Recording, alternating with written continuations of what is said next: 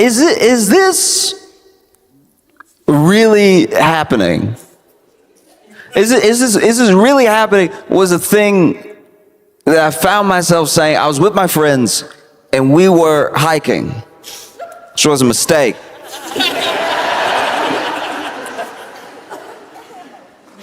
Hiking, I don't hike often. Even the first time I went hiking was a bit of a trick, because they said it was a walk, which is technically not a lie, but it's not the walk I was anticipating. You can walk places. I could walk here. Hiking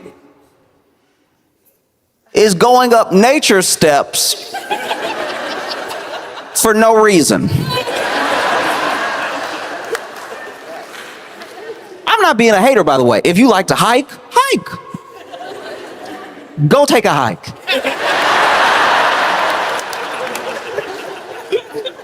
But if you want me to hike with you, I don't know why.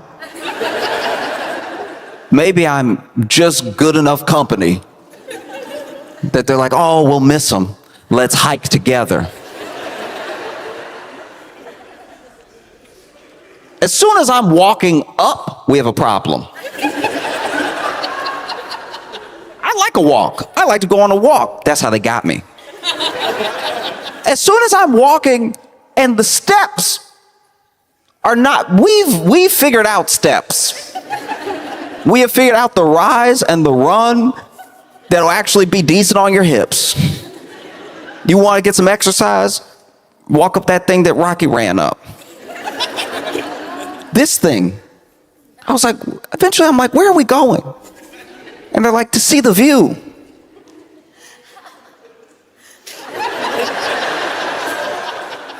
It's a beautiful day. We figure we go for a hike to see a beautiful view. And I'm like, oh, because you called it a walk. And then we hike, and we hike. I think about how the word hike got started. It's probably somebody going up for no reason. Seeing somebody coming down, because that's the other thing. Whenever you go hike, there'll be people who already hiked that you'll see on the way, and they'll give you hope. It's sick. It's sick. They will give you hope because now that it's easier to go down. You can fall down. It's easy to go down. So then the people that hiked up already, they were already tall. They were already there. And then now they turn around, and when they see you, you'll ask a question. Like I ask a question because I'm not enjoying hiking. So then I'm like, how much further?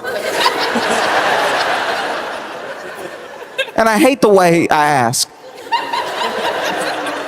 It's not exactly a manly way to ask. I'm not even putting on any like tough face. I'm like, how much further? And then they're like, you're almost there, and it's beautiful.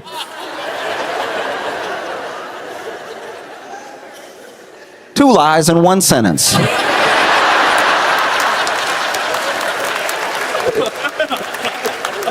Two. It feels like you're almost there to them because they turned around. They're going down now. It's easy.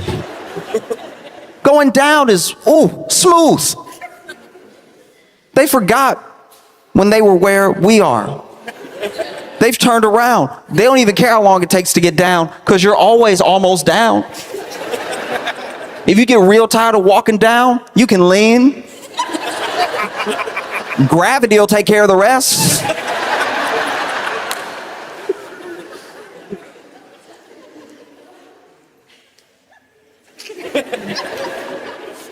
It's going to be beautiful. And then you keep walking. And then eventually you see another person. And you're like, that's crazy. I probably shouldn't see another person because I was almost there when I saw the last person. And you see the next person, the next person, just as optimistic. It's gross. Just as happy. I barely even got out the sentence to the next person.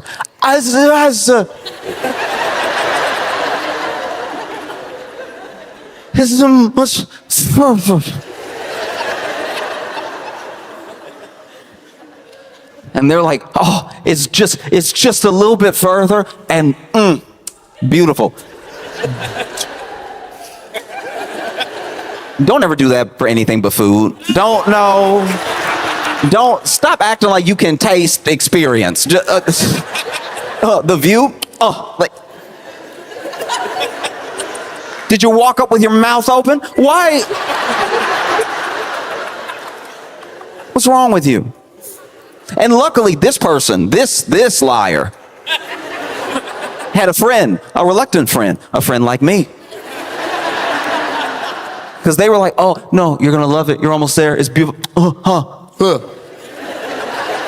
And then their friend was like,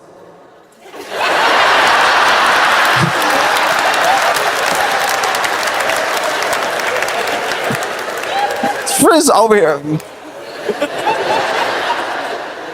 Which is also crazy. I was like, why were they just telling us with their eyes? Like, clearly, I don't know. It felt like they were in a relationship.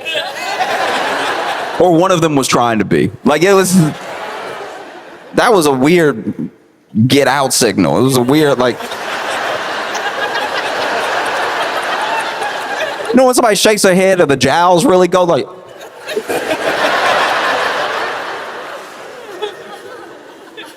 we go up, we go up, we go up. And then I see another person.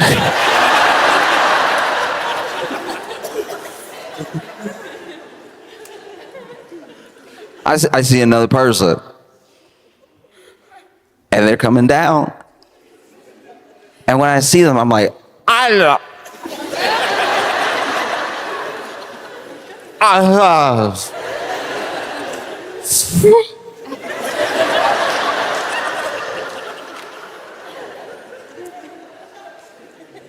And who knows? Maybe it was like looking to them. Maybe we were having a very specific moment. Maybe they used to be like me because they somehow understood me. And they were like, it's right behind me. Kept walking down. And then we get up there and I see the view.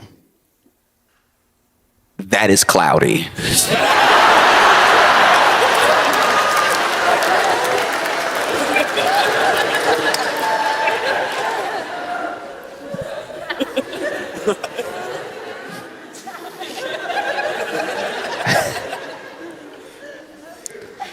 I walked all the way up here to see stuffing. Like it looked like, you know, like when a dog rip up a toy real good. Bunch of white clouds, some gray. I didn't know we walked this high. At one point I had to ask myself, like, am I still alive? Like this. Is this happening? Is what was going through my head when I saw it coming at us. This turtle.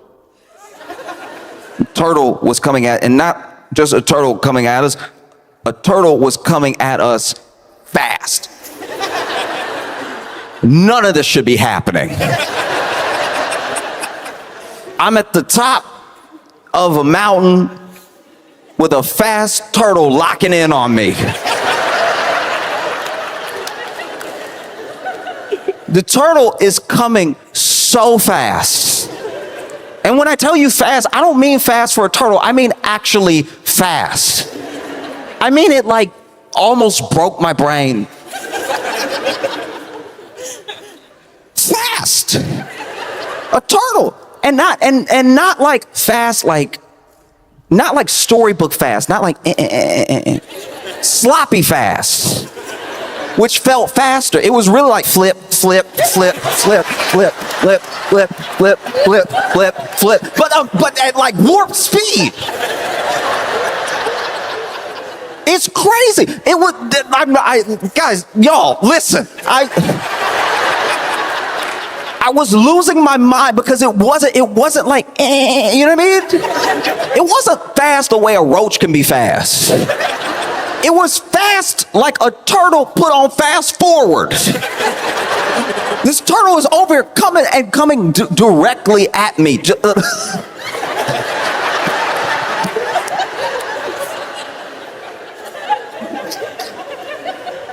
And so appropriately, I scream.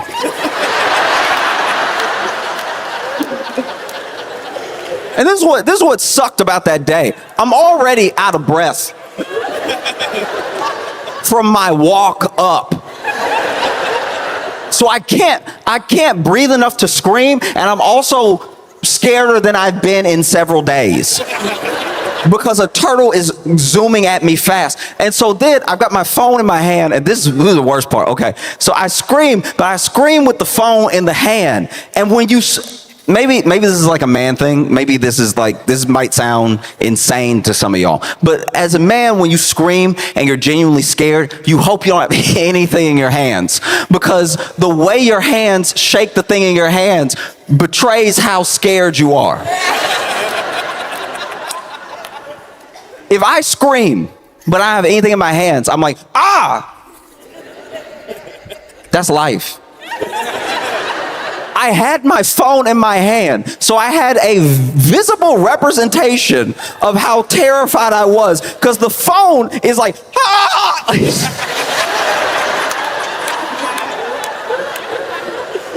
If the phone had moved a centimeter in my hand, it'd be like, he's not even really that scared, he's just surprised. The phone moved easily a foot and a half.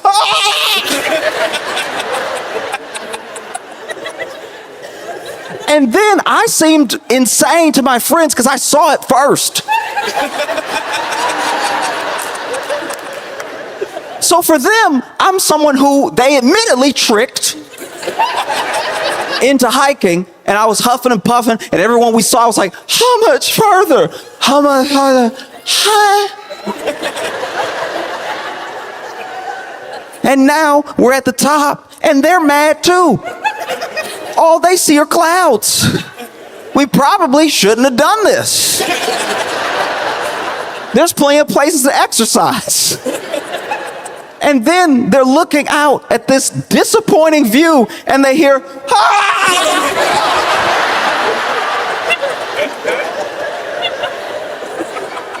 It would have been better if I had dropped my phone, because I'm screaming and I'm back, ah! And then the turtle is coming at me. And then everybody sees it. And this is where I lose people and people lose me, because then this is where the story gets muddy, right? Because we all ran.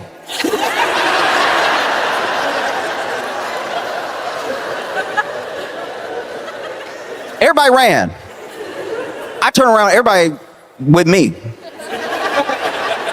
So we were all scared. And everybody ran, right? But then, after we run, after we're safe, now they want to tell me that wasn't a turtle. I saw it first. I saw it the longest. I decided what it was.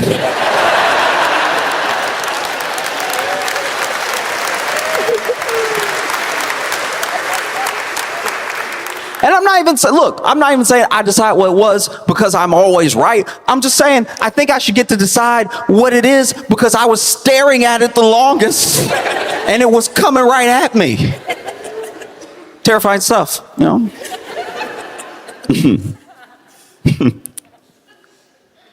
Do you like care?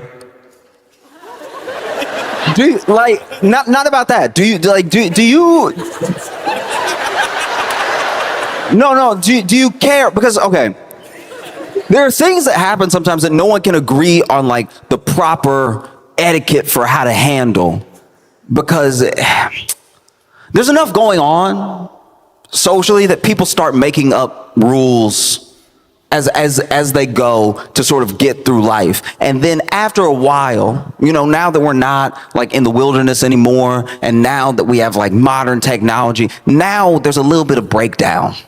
There's a little bit of breakdown in like what's proper etiquette, right? So for me, this is my thing, and I'm not asking you, don't say anything out loud. Answer the question in your head, because I cannot tell, and I've had countless arguments about this. Is it messier to answer the phone on speakerphone and not tell somebody they're on speakerphone? Or is it messier to call somebody knowing you want to talk mess and there's a possibility of being on speakerphone? It's hard to tell. They're both not good. It's happened many times. Many times I've been in the car with somebody and they throw speakerphone on. They either are, trying to drive responsibly, or they just love answering on speakerphone because they love having their hands free and they don't have their AirPods in or whatever, right? One time, I was with some friends and they were calling some family. We're in the car and family member picks up, but it's not who they call. It's the kid. The kid calls, it's like, hi. And we're like, hey, how you doing? Like, oh, I'm good. And this kid doesn't care that they're on speakerphone. They don't have anything to say that's like, hush hush. But they're like, what are you doing? And the kid is like, oh, I'm just eating hot dogs and sitting on toilet.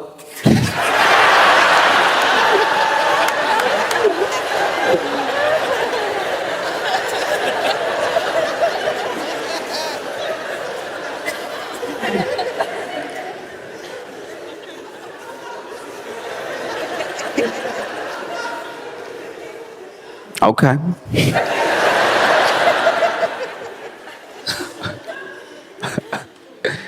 Okay.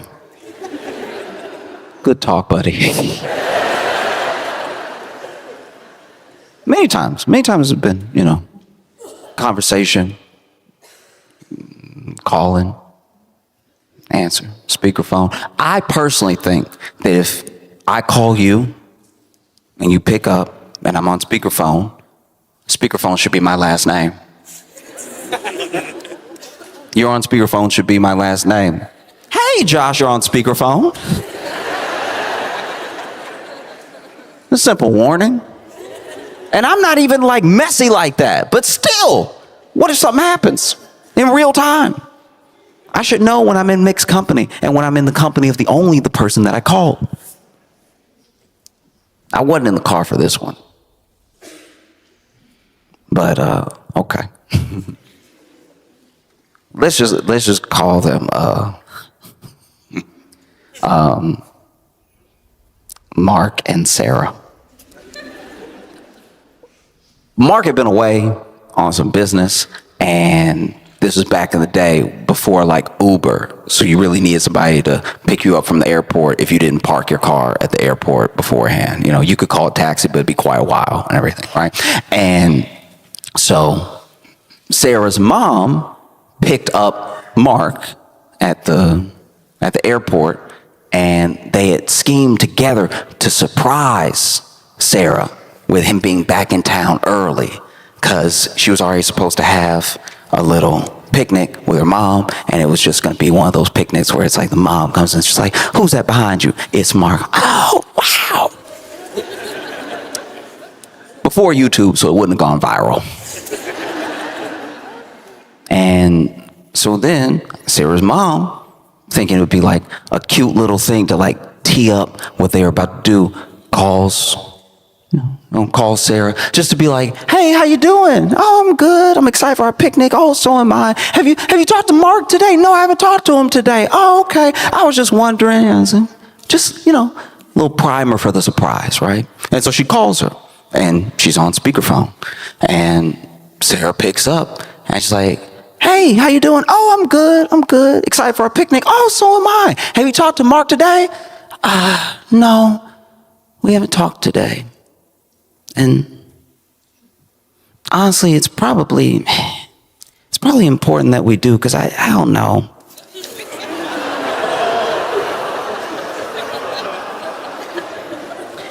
I don't know. I don't know. I feel like it's just hard. I feel like the spark is like gone. Like it's just, and maybe you went through this thing with Dad, but just, I don't know. Like sometimes he's gone and I'm like, all right, yeah, this doesn't really feel like it used to or anything. And even when he gets back, I'm like, not that excited. I should be more excited.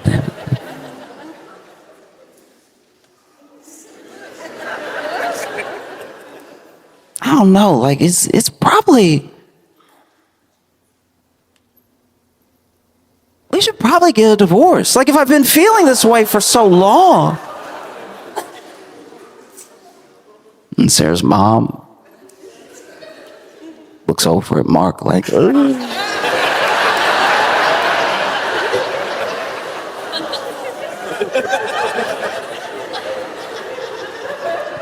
You know when you can't cringe enough? I've never been driving for it, but like I imagine that steering wheel was going through it. She had to be gripping that thing.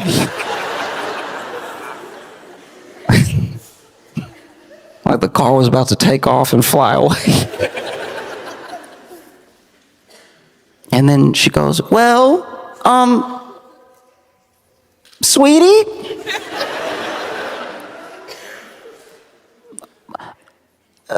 Mark's with me now. And Mark goes, hey, honey. Then she goes, oh.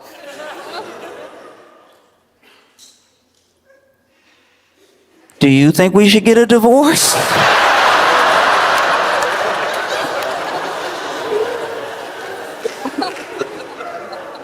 And it's like, do you even care that you're on speakerphone? Like,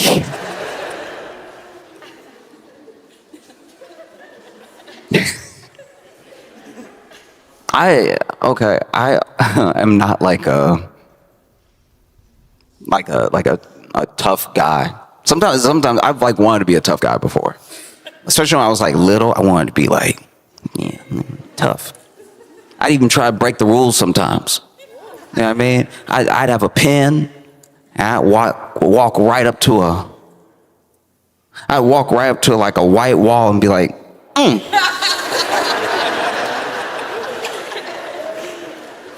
Vandalism. Deal with it. Like I wanted to like be bad, but I just didn't. I didn't have it. Even now, it's like it's never done a drug. I don't drink or anything. One time I was like, you know what? Why should I deprive myself? Everybody seems like they're having so much fun. You know what I'm gonna do? I'm gonna have a virgin margarita. I wonder what the flavor is. I've never had margarita flavor before. So I had a virgin margarita. Turns out, way too sweet. Like, ridiculously sweet. I used to be a bar back where I served people virgin margaritas. No wonder they got so drunk. These are delicious. I didn't have any alcohol, but I was like, I think I'll have another. I think I'll have another. I think I'll have another. To the point where I did get sick.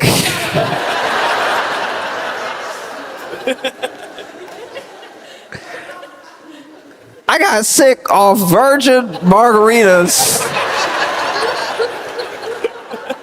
And like real sick too. Like Called my friends. I was so sick. I was with some friends. I called other friends. I called friends to be like, y'all been drunk before. Y'all have had your benders and everything. I don't have any alcohol in me, but I got like the other half. I got like all the sugars. My stomach hurt. And like, look, I don't like that it happened, but I was not throwing up. I was just saying ooh a lot because it felt like I was gonna throw up. So I kept being like, ooh.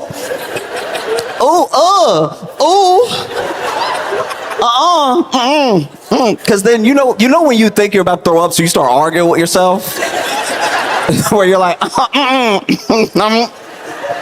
no.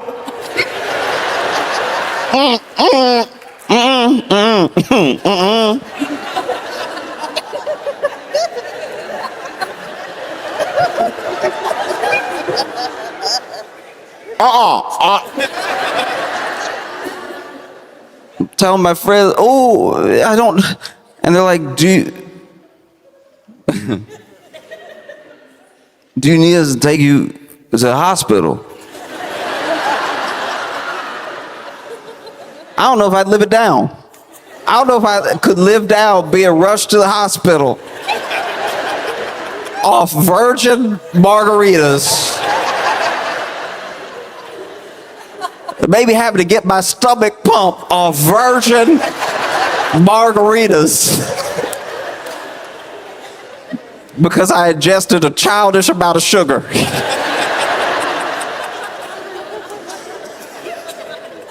But they were like, I called my friend, and like, do you need us to take you to the hospital? I was like, who is us? And they were like, oh, I'm sorry, you're on speakerphone.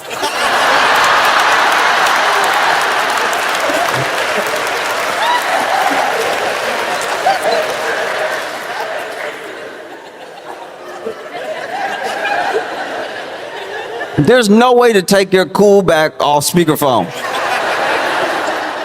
I was so embarrassed. I was on speakerphone, and then I muted.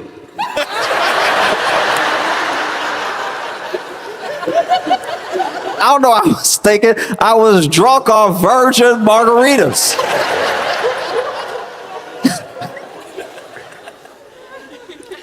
Oh, but those are the things I've been thinking about because I've been watching what's happened. Whether you like Jimmy Kimmel or not, whether you watch the show, whether you care about his show or him, or like, it's television. I've heard all the excuses. The excuses came quick. Because this is unprecedented. And when things are unprecedented, you wonder should you do something? And you don't have to do anything if there's an excuse. You don't have to do anything if it's okay. I've heard people, I'm sure they were losing money anyway. No. I don't really like what he said. What'd he say? Oh no, this thing was a long time coming because of how he's been acting. How has he been acting? Help me understand. Because the thing about free speech, especially like free speech wars, you always have to be careful. Who actually cares about everybody's speech? Who's an actual absolutist, and who's just trying to like get in? Who's just trying to sneak in? Because there are some people who have some heinous things to say, and they want to be able to say those things, and they use free speech as their anchor. That's their end. They wedge themselves in that way. But then, when it's their turn to talk, what they actually want is for other people to not be able to talk. That's what they've wanted for a long time.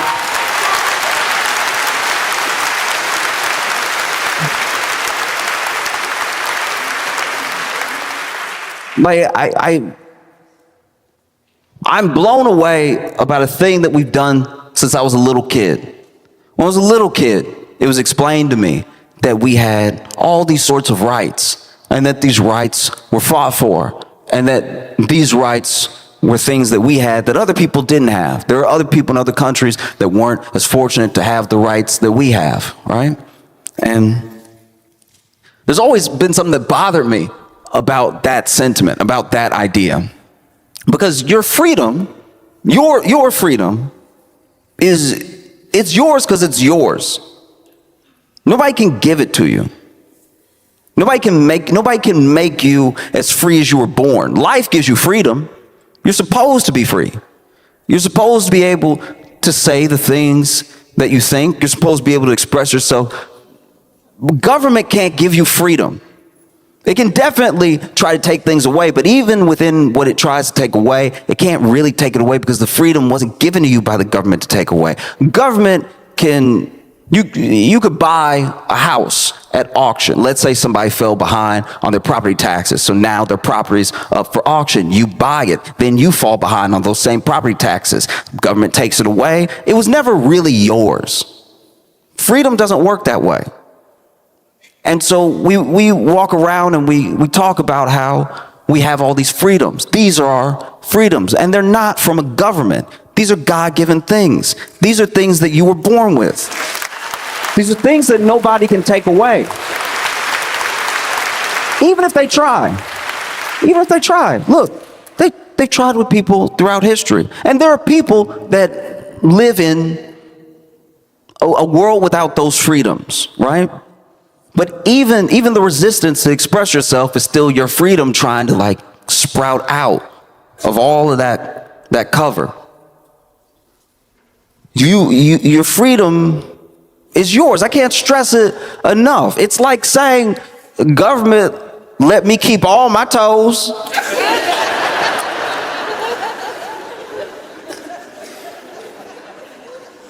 Well, the government can only try to take away toes. They don't really hand out toes. It feels like you're giving the government an awful lot of credit. It's your freedom. It was given to you by something that outlasts all of this stuff. You know what I mean?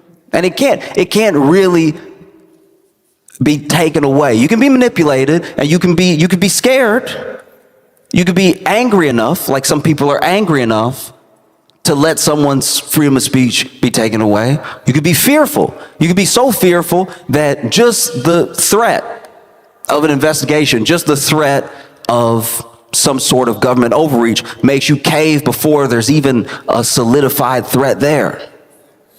You know, you have a fear, you have an anger, you can have a hate that goes deeper than an anger. You can be so confused about what's going on, you just want someone to make a definitive statement about anything. You'll just go with it because you hate not knowing, you hate uncertainty.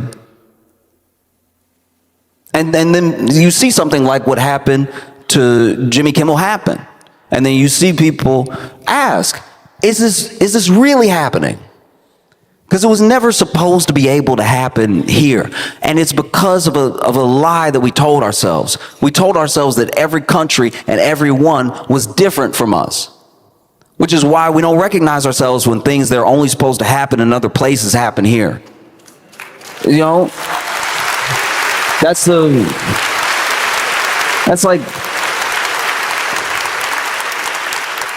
low-key the American way. The American way is to be like, well, look, of course it would happen there. It's because they're not over here. And it's like, no, whatever it is, happened over there because it can happen anywhere, especially if you're not vigilant, especially if you think that things won't happen to you just because. There is no more just because. Is this really happening? Yes, it's happening. As wild as it may seem, as surreal as it is, you know, it's coming, and it's coming fast, like a turtle that shouldn't be on a mountain.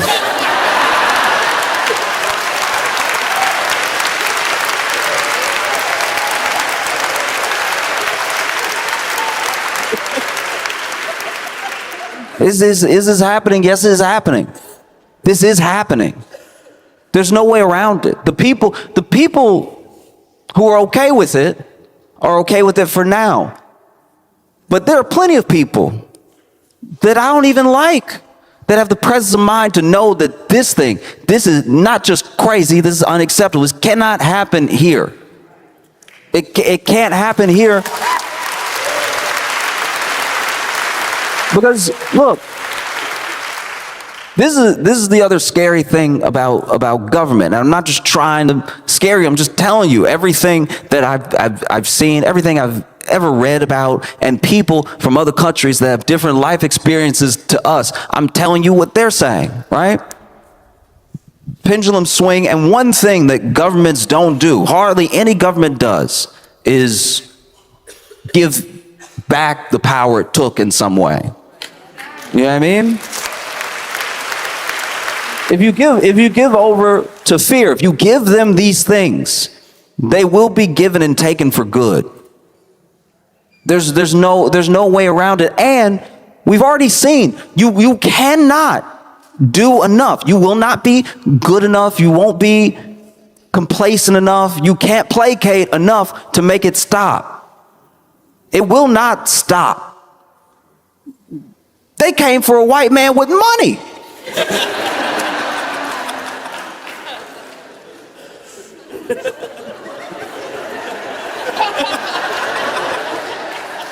Do you know how nervous that makes a black guy?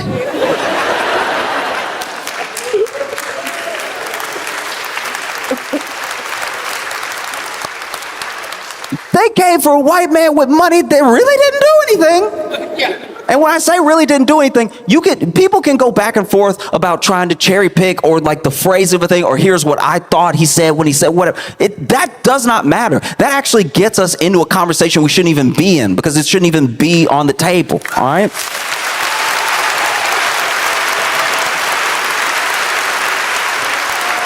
It is not going to just go away, and it's not going to just stop. So then it's important. Do you care? Because if you care, that's very different.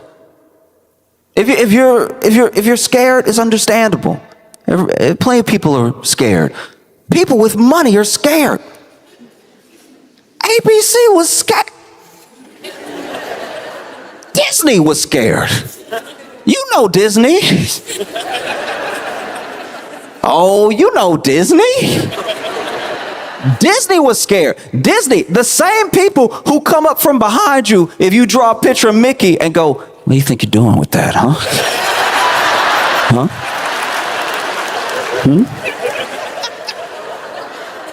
We'll change the fair use laws and we'll make this illegal. Those people were scared. Being scared is human. But not doing anything is a choice, and not making your voices heard, and not you don't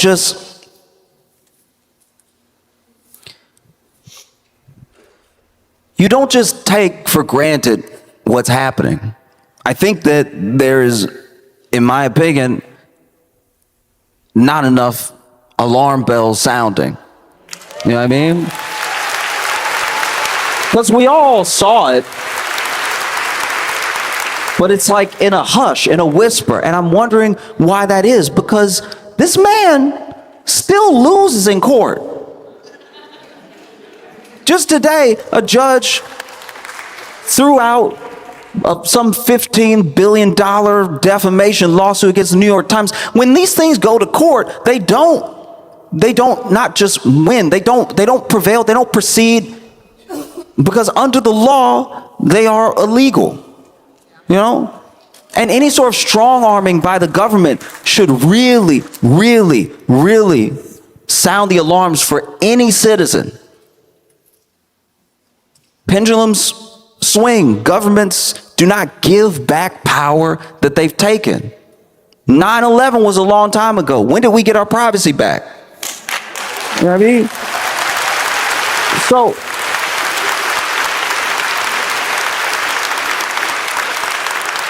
if it happened with privacy and then became normal and then you didn't really care, the same thing could happen with speech. All of a sudden you're like, oh yeah, I guess I should get Grok to proofread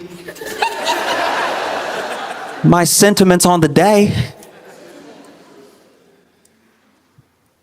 You're not alone in being worried, you're not alone in being fearful, you're not alone in being angry. The thing about not being alone is that you just have to find the other people. You have to find the other people who feel the way that you feel, and you have to stay in communion with them as strong as you can. Because it's the other people who feel the way you feel that will stop you from feeling crazy.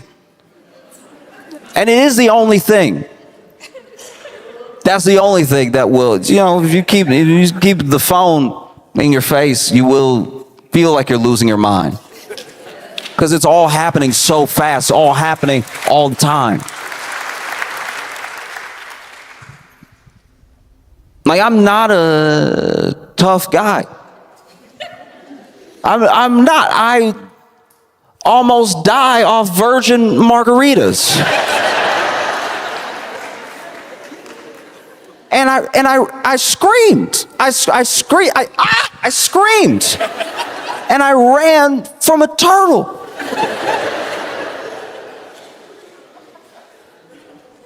But I can't run from this, and neither can you.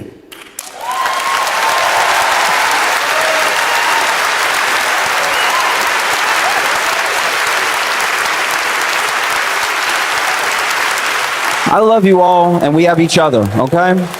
Thank you all so much. Thanks for coming out. I've only been in Grand Rapids for I guess you could say a day and a half, and I get it. I do get it. Like, I understand. Y'all can stop now. I understand. You don't have to be nice to me anymore. Y'all come in aggressive. Y'all are truly an opposite New York. Y'all come in real hot with how nice you are. Like, this.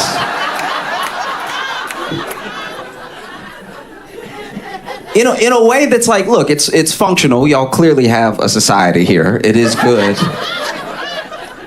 But is it not exhausting to just be trying to help? My shoe was untied. Okay,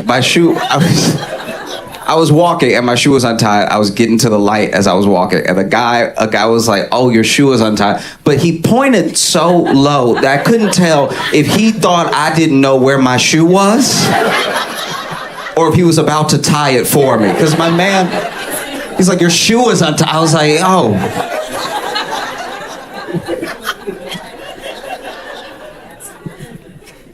Because I feel like I'm nice. I feel like I'm a generally nice person, so I don't really get why y'all trying to outdo me at every time. I'm like one of the nicest people in New York, and then I come here and I'm like, yeah, y'all win. This is genuinely a lot. I appreciate it though. It's nice to get a break. It's nice to get a break from eye contact leading to a fight. One time I was on the bus. A lot of my stories that are in New York start on the train or bus because my life is not going as well as I'd like. Very few things I tell you about will be in a car. I was on the bus and I was just sitting there, and I think I was on my phone or something. I just casually looked up. I don't even know why I looked up. There was no noise, there was no anything, but I just casually looked up, and there was one dude across from me already looking at me. So I look up and our eyes meet, and he goes, "What'd you say?" I'm like, there's no way. There's no way you thought I said anything.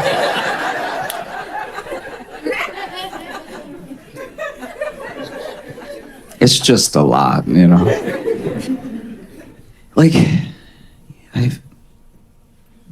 been there for years now. I've been here for, day and a half. And it just, okay. Y'all won't even let somebody be lost.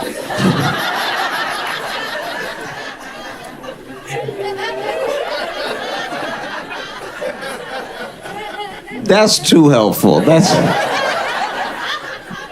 gotta let people make their own mistakes. Because admittedly, I was lost. But I wasn't lost in like a cartoonish way. I wasn't lost like a 20 silent film. You know what I mean? I wasn't like,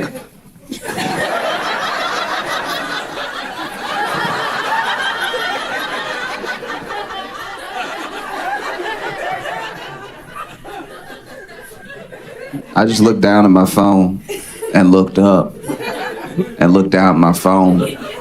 And when I looked up again, there was just a guy there.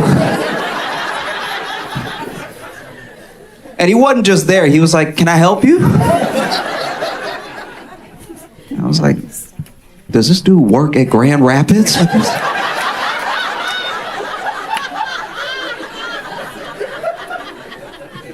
It felt like y'all just hire a bunch of Walmart greeters to be outside.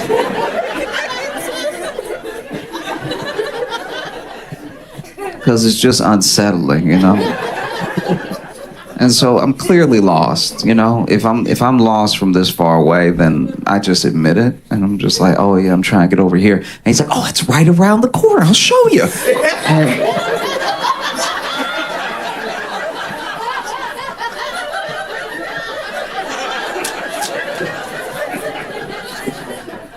And then he walked with me. To which I was like, "Does he need to go there too? Or what's the plan here?" And then we get there, it's across the street, and he points to it. And when he pointed to it, I looked over and I was like, "Oh yeah, well thanks man, thanks so much." And I turned around and he was gone. That's honestly the most upsetting part of the story. Because now I'm like, did I imagine him?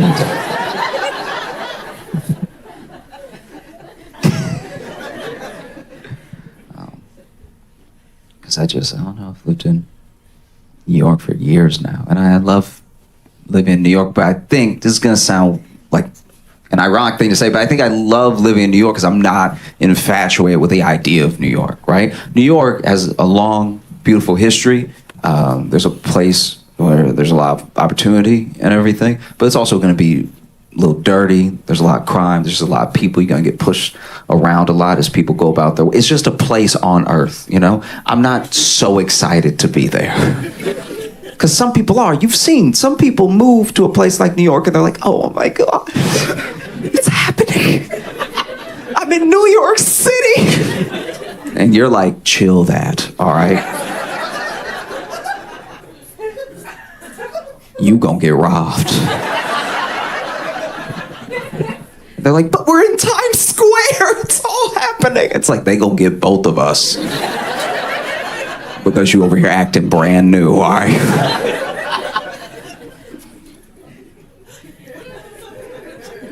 I almost got robbed. My first month living in New York, I almost got robbed. I was walking home after work, and I had not had a good day, you know? And this guy walked up and just punched me in the nose. It turns out that's all it takes. I'm not much of a fighter. If you punch me in the nose, I will sit down. It's almost immediate. It's a reflex, really, because this man punched me in the nose and I sat down on a fence immediately. And I don't know if I said it out loud or I just thought in my head, but when he punched me, I was like, "I need a minute."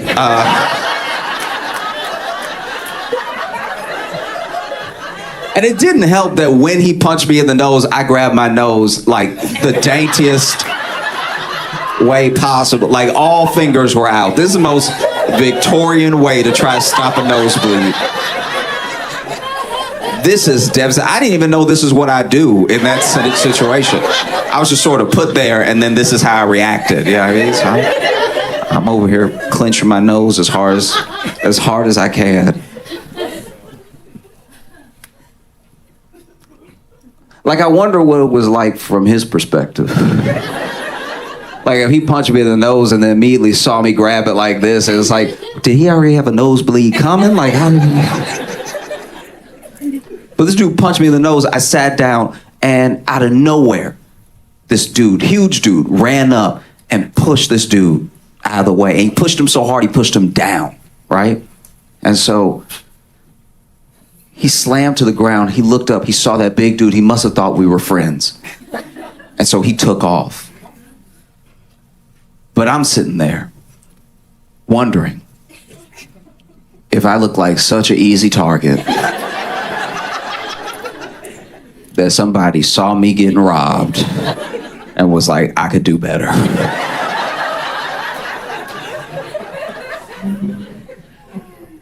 Yeah. And it's funny because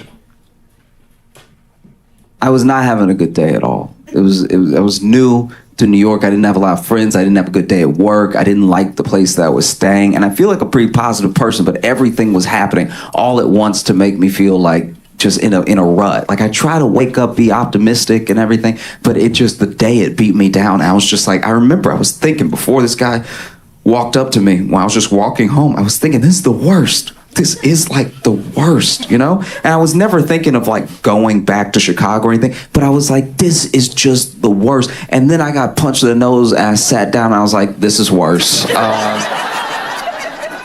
You really shouldn't tempt fate with superlatives. This is way worse.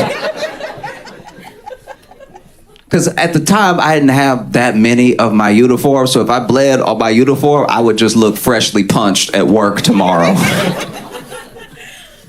And I remember this big dude standing over me, right? And he's like, hey, are you okay? Are you all right? And I was like, yeah, I think I'm gonna be fine. Oh, thank goodness you were here. And he was like, yeah, man, I just can't believe that. Like, I was just at the right place, the right time. I mean, honestly, I'm a little shooken up. That's never happened to me before. That I've been able to, like, help somebody like that. And I was like, yes, thank goodness you were here.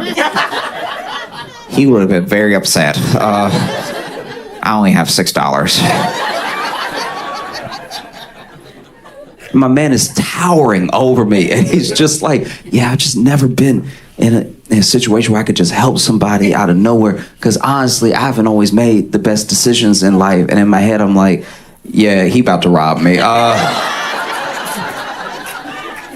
I gave up the game too quickly, and he has now realized he could be $6 richer. And he's just standing over me. He's like, you know, it just feels like the universe put me here in this moment to help you, brought us together. You know, sometimes that happens. In fact, have you heard the good word of the god Oxnif? The god Oxnif of the planet Mars? And I was sitting there like, this is worse.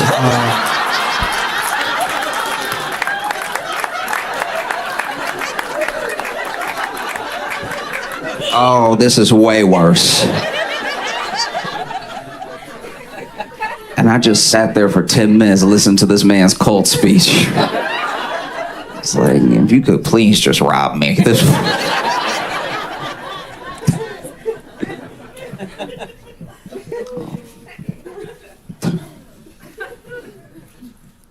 Because there's a lot going on in New York. There's a lot of crime. There's crime to the point that the governor saw fit to dispatch 1,000 National Guard to the subway to combat the crime, combat the violence and stuff. And as someone who lives in New York, I'm not gonna lie to you, I have not seen one of them this entire time. I feel like they went down to the subway, they looked around, they were like, forget this. I haven't seen a scratch of camo since I've been down there. Because I've been looking for them too. Sometimes something will happen, I'm like, oh. Because, New York, we have a lot of crime, but we also got weird crime. We got some of the weirdest crimes you can imagine. A dude in the Bronx got robbed with a cowbell. And I know you're thinking how, but look, it's metal, it hurts. And especially it's a cowbell literally ringing while you getting hit. You must think like, where are these cows? You get your bell rung in the back of the head by a cowbell, you're like, where is it? Am I getting stumped out by cows right now? There was one dude that got a bunch of assault charges because he was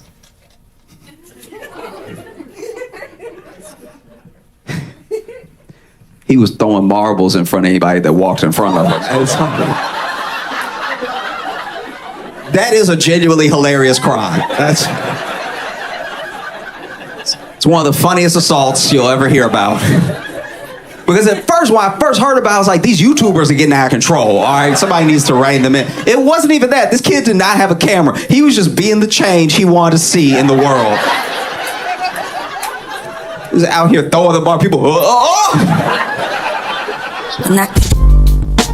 Who would have thought, by the way, who would have thought that it would be this administration, that it would be Biden's White House that brought us apparently the most dangerous dog of all time? If you didn't read the story, basically Biden's dog, named Commander, by the way, that's a Cujo ass name right there. That Commander, what happened to Skip? Like, anyway, Biden's dog is on record. They've been keeping a tally for biting people at the White House 24 times.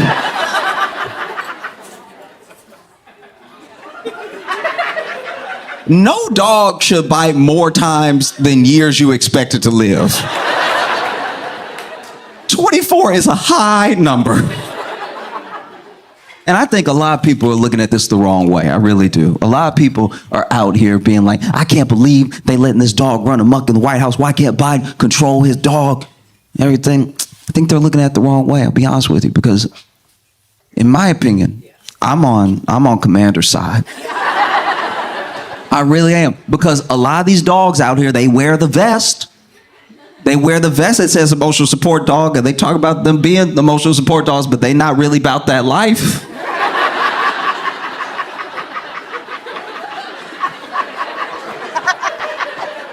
Every emotional support dog I've ever seen has been very passive.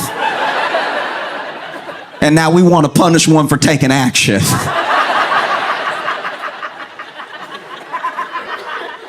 Commander just got good ears.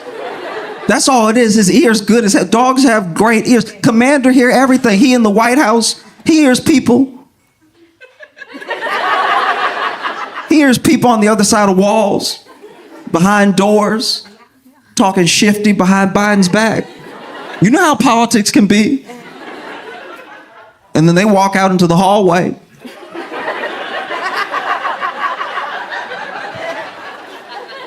And Commander standing there,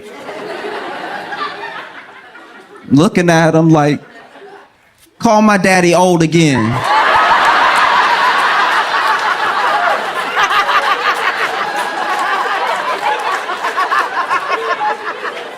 No, don't back up. Don't back up. No, he was talking all that good shit earlier. Say it again.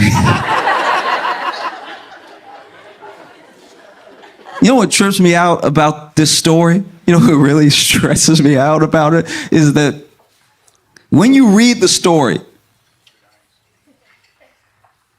Biden's dog is on record biting 24 times. That's what's recorded, which means there are definitely unrecorded bites.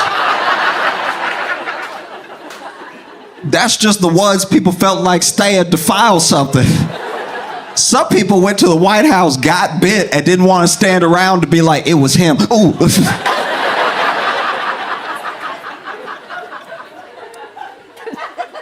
The other thing that really trips me out about this story is that the dog is on record biting 24 times.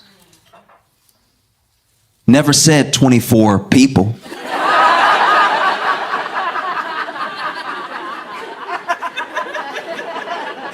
Which means somebody getting bit extra. There's a chance this dog has only bitten 5 people.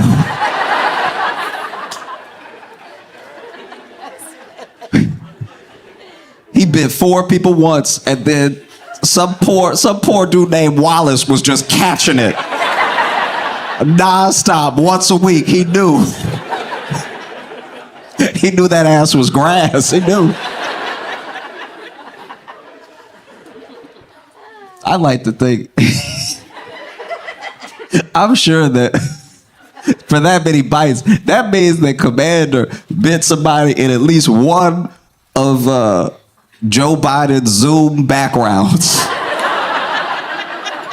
Buying on with the prime minister or somewhere, you just see somebody in the background going like,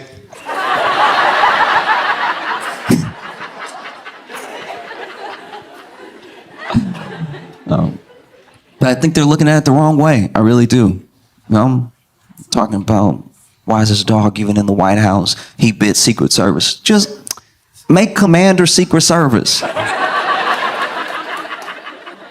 You know, Secret Service is very predictable. I actually worked at the Tonight Show when Obama visited, and so Secret Service was there. And you see them in action. Look, big dudes look very Men in Black. They got the shades, they got the earpiece, everything. They're standing next to the door. I'm not gonna lie, that must be like hell when you Secret Service, because anytime you stand next to a door, there are people that are like, is the president behind that door? You know? But yeah, you would see Secret Service stand there, and look, I'm sure they're very good at their job. I'm sure they could kill you any manner of ways. But tell me what's more intimidating. A dude standing there that you might be able to get past, or a random dog.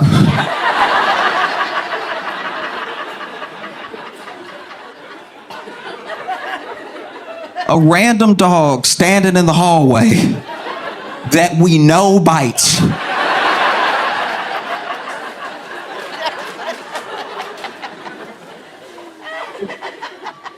It would fix so many different things if they would just let Commander be Secret Service. It really would. You know? Sometimes Biden is giving a speech, and look, please. It's fine. It's me.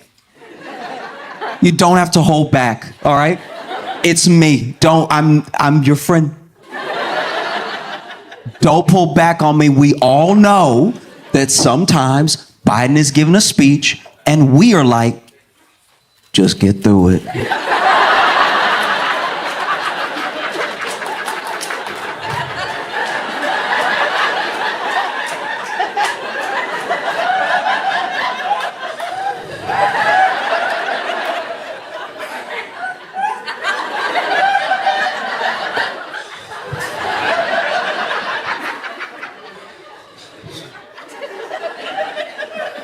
We all know it, you know? It's fine. You don't look, I'm just stating a fact. All right? Don't pull back on me. I also voted for the man. Fox News is not here right now. We can all be honest. Sometimes, not every time, not every day, but sometimes Biden is giving a speech and it low-key look like he having side conversations with death.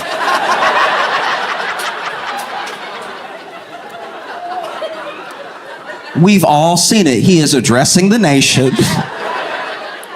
And then out of nowhere, he'll be like,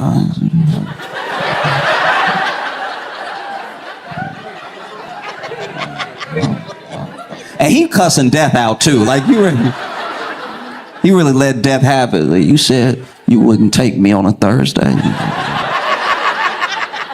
Why don't you get out my face? I'm trying to do something. And then he'll turn back to the camera like we didn't see any of that. The man is getting distracted sometimes. It happens to all of us, you know? You get distracted. But I think that's why you need Commander. Instead, just Secret Service stand behind him being all quiet at everything. You have Commander walking in front of the podium.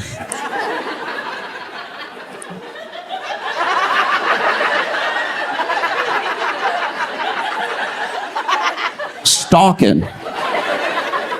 Looking for who he likes, who he doesn't like. Commander sees somebody and he's like, Hey! Cut that out! Commander getting loud is exactly what Biden needs every 30 seconds. You know? Give him the speech, you go to turn. Oh, yes. Everybody wins. I love being here though, because y'all are great, you know. Genuinely, I don't know. Some parts of Portland do confuse me, and I'm not acting like I did the reading. So just let me be dumb for a second. You don't need to explain any of it. I'm just saying it did. 12 bridges is a lot.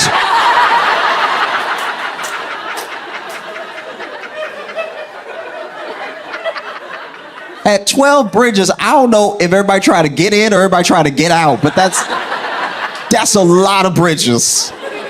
That sounds like y'all just let somebody go. Like you just let somebody cook who really like making bridges. Like everywhere you took him, he was like, you know what'd be dope right here? Like, don't say it, Stephen. Don't say it. No, we put a bridge right here. Oh, it's gonna be lit, and it won't. Well, there's a bridge right there, Steve. And it's like, yeah, but you're not always over there. Sometimes you over here, and over here doesn't have a bridge. I'm trying to bring people together. You're trying to block blessings. 12 bridges is so much. I don't, look, this is gonna make me sound dumber. I don't even know where all, at 12 bridges, one of those bridges gotta be to Narnia. There's no way that y'all have 12 different bridges going somewhere. That's crazy. I like being here because y'all are very, very self-aware people. Maybe the most self-aware of any city that I've ever met. This is generally distressed. You'll just be making a general observation, like, man, things are kind of odd here, and y'all are like, we know.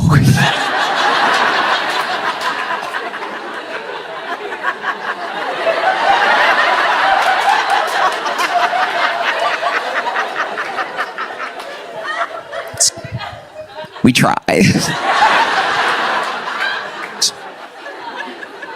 You know, and you'll be like, I'm not complaining. I've had very good food since I've been here, but y'all have some of the most like, it's too many weird things at once. Do you know what I mean? That's my own, if I could give you a note. As a city, you have mixed and matched the weird in too many different ways as to not seem like you are on planet Earth. I was just trying to have some eggs Benedict.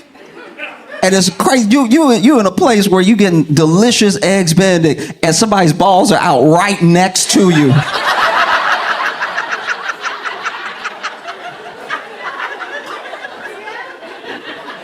I'm over here,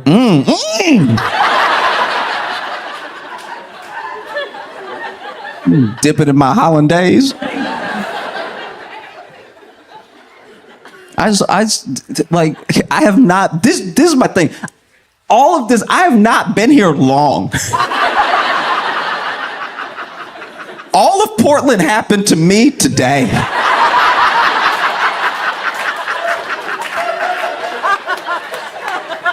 At least New York gives you like a second before someone robs you. They let you get situated, get a little comfortable, let your guard down, then they snatch you. Y'all just come right out the pocket. I met somebody acting crazy as hell. Not even just acting crazy as hell. And that was my Uber driver. That's like, y'all really don't mess around. Y'all want people to know. So y'all are some of the most creative. I'm just trying to use nice words for it. I saw a dude with a cape wearing a computer monitor, dancing to no music. This man just on the street like, all right. Blown away, but I've had some good food since I've been here. Y'all are interesting because it's like y'all are weird, but also like some of y'all just very, very healthy, health conscious, healthy food and everything. This seemed like the only city in America that might have organic crack. Like.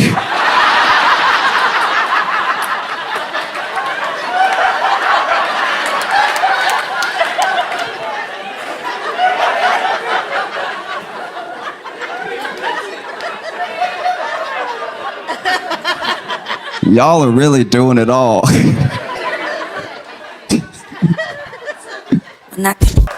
I've been very excited to come here. It's been years since I've been to Asheville, and I like being here because y'all have it all. You know, you have like street crime and woods crime. You know what I mean?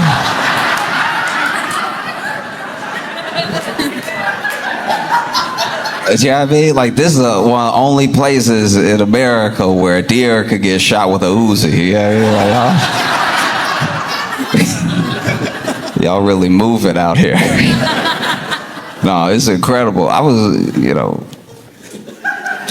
last time I was here, we were on the road and we were headed to a show, and there was a dude. Okay, there's no good way to pop out the woods. I'm trying to be fair to him, right? Like, I don't know what I was expecting. I don't know how it could have been better, but there's no good way. This dude, we're passing by in the car, and things happen fast when you're on the highway and everything. But from far away, until I passed him, I see this dude pop out going.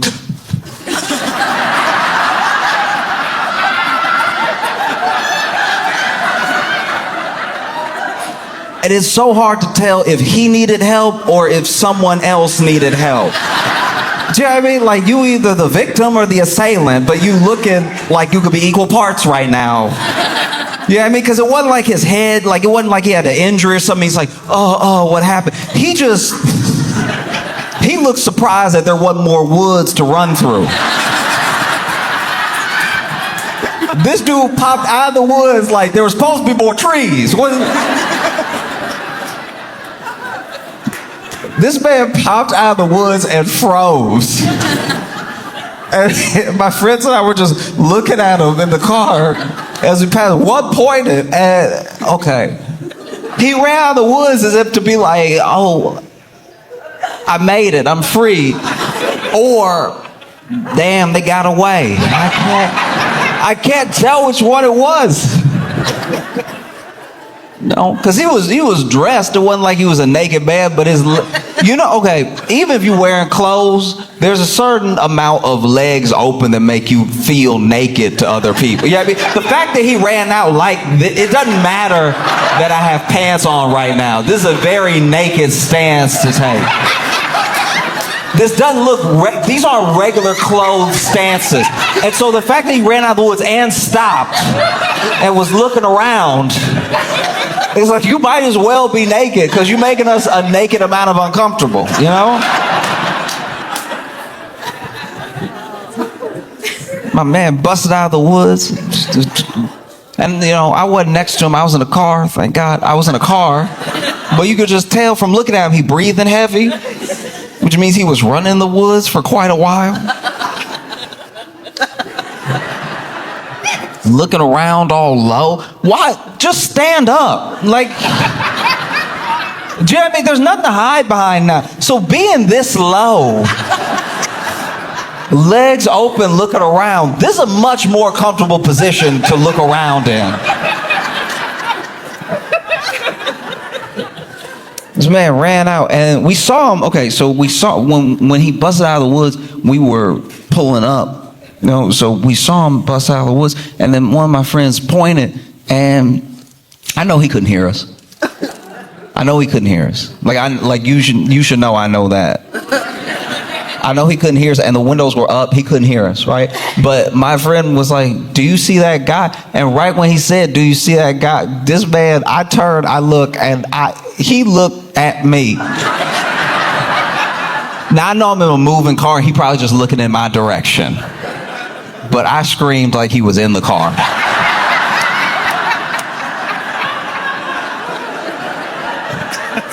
I wanted to have nothing to do. The fact that this man, I'm like this, and then this man, nah. Sometimes it's not the time to smile, you know?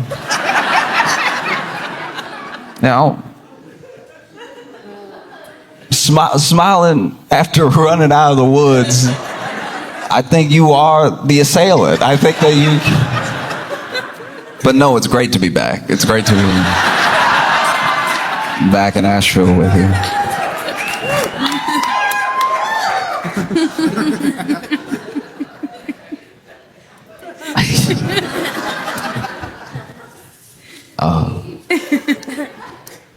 Can I tell you a story?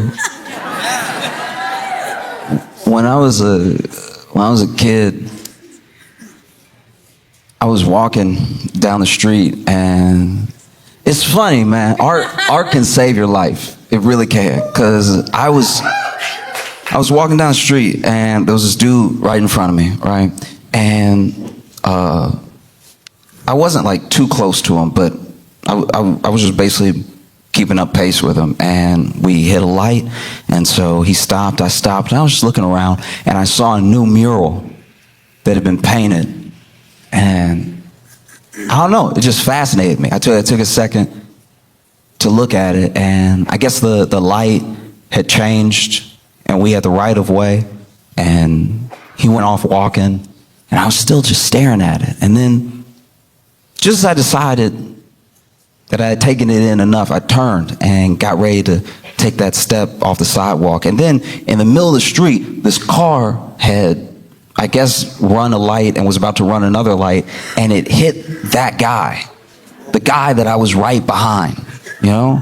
And he's okay, by the way. I mean, he did get hit by a car, but like he's the level of okay that you are years after getting hit by a car.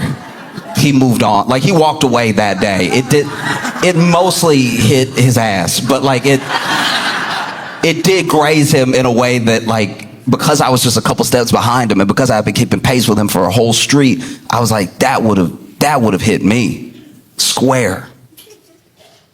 You know? And I mean, they were trying to stop. They had slammed on the brakes. That's actually maybe one of the reasons I turned, because I started hearing the screech, and I saw it, boom, and he got up, but he did bounce. Like it's like if he bounced, I would have flown. I don't know why it is when you get hit by a car, sometimes your shoe fly off. I don't know why people don't tie their shoes tight enough, but like this thing like hit him from behind. He spun and he went up a little bit, and his shoe flew right. But his shoe took so little resistance to fly off. Like, it would be different if he had like rolled over the windshield and the shoe flew off after that. But the shoe started flying off before it looked like he was really going in the air. It looked like he had one shoe and one sandal. The shoe was so ready to fly off. Anyway.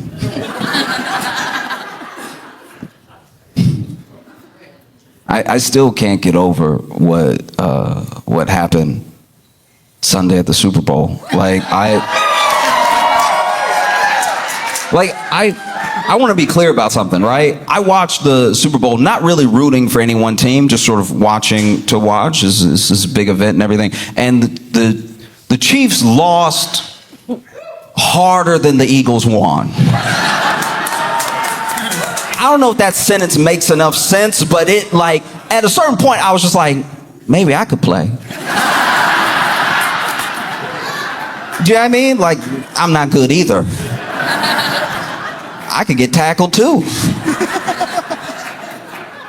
Oh, That was rough. That was hard. There was one point where I was watching it and I was like, guys, you want to watch a good game. Like in my mind, you want to watch a good game, especially when you don't have any loyalty to any team. You just want to watch like a really fun, wow, that's crazy type game. And it was such a thrashing that I was like, y'all, not in front of Taylor.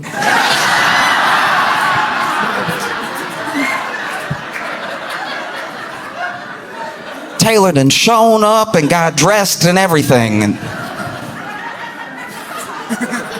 there was one point that they went to Taylor on the camera and they booed Taylor. I was like, what did she do? Do you know what I mean? There's nothing America hates more apparently than a woman minding her business.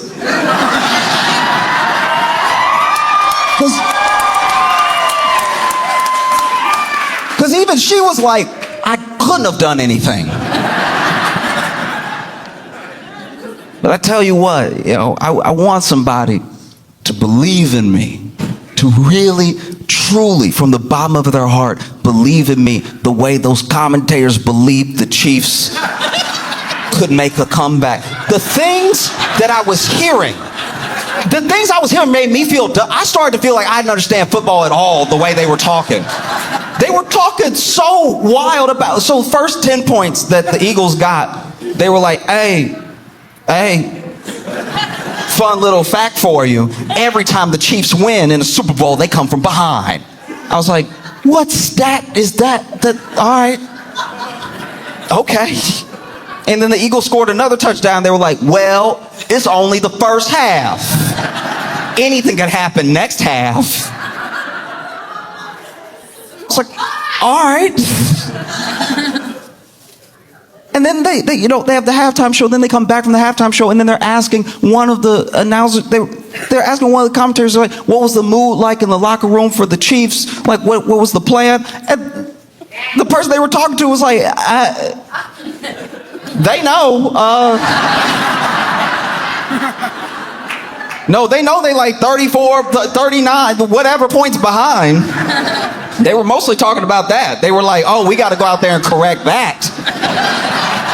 That doesn't feel good at all. We got to do the opposite of that next time. Was the general mood in there, was to just be different than they were before. I think there was a little prayer. Yeah, they were in, they were in tough spirits, but they're going to try and make a comeback in this next set because, Taylor's here. We got to do it. And it was the third quarter. The Eagles scored again.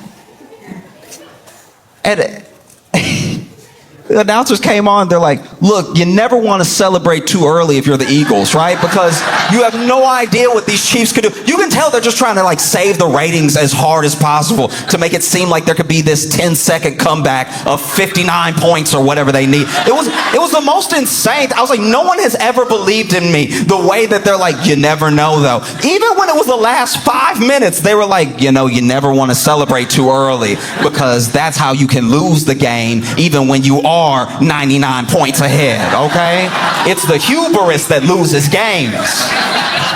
I'm sitting there like, do I not know how to count? Like, it's too many sevens away. I think they got it.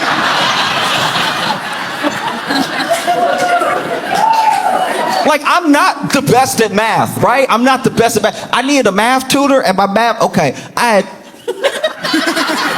was the algebra, okay. Math is like one of the only things that I really struggle with genuinely, and not like basic math, but math once it gets like conceptual, right? And so I had to take Algebra 1 twice. It's the only class in my life, I think, or maybe there's one other, but it's one of the only classes I've ever failed and had to take again, right? And so I'd take Algebra 1 twice, and I was so thankful when I finally got like a C after the second time. And then they made me take Algebra 2, and I was like, last I checked, 1 + 1 is 2. I don't know what y'all are trying to do to me, okay? But I was at Algebra 1, okay, I had 2 math tutors, and one tutor quit. One tutor quit because it was, okay, they were helping me, and then I was basically getting things so wrong that they were questioning. They had to get away from me before they didn't know algebra anymore.